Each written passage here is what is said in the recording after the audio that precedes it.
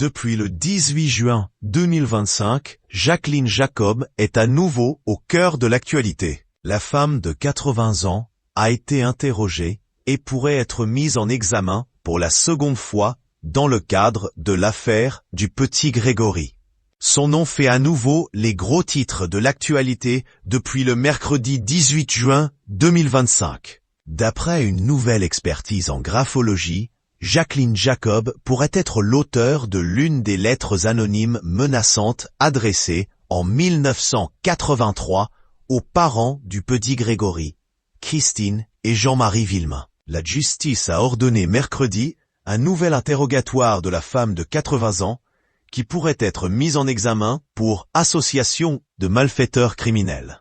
Elle est suspectée d'être l'un des corbeaux du couple, impliqué dans la mort du garçon de 4 ans, survenu le 16 octobre 1984 dans les eaux glacées de la Vologne-Vosges.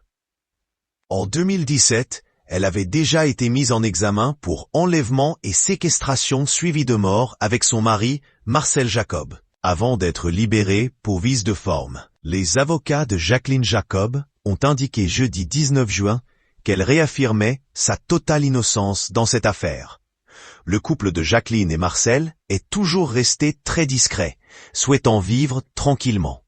Jacqueline Jacob est la tante par alliance de Jean-Marie Villemain, le père de Grégory. Cet habitant d'Aumonzey dans les Vosges était voisine en 1984 de l'un des frères de Jean-Marie Villemain et de Bernard Laroche, tué en 1985 par Jean-Marie Villemain, persuadé qu'il est le meurtrier de son fils. En 1989, Jacqueline Jacob est convoquée pour la première fois par un juge d'instruction, après avoir été désignée par 2 expertises graphologiques comme potentiel auteur d'une des lettres du corbeau. Réticente à répondre aux questions, elle est toujours restée très discrète depuis le début de l'affaire. Les enquêteurs avaient considéré que son emploi du temps et celui de son mari ne pouvaient pas être reconstitués avec certitude, établissant l'éventualité d'une absence momentanée de leur lieu de travail. En 2022, l'avocat des Jacob, maître Frédéric Bernat, avait donné des nouvelles du couple qui essayait alors de vivre leur retraite tranquillement malgré des petites tracasseries de santé.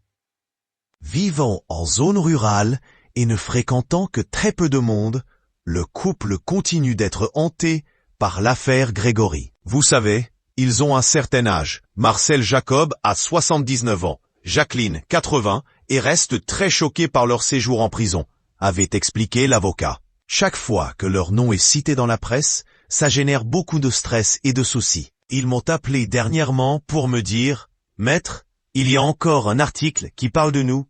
Qu'est-ce qu'on peut faire ?» 3 ans plus tard, les Jacob n'ont en tout cas pas fini de faire parler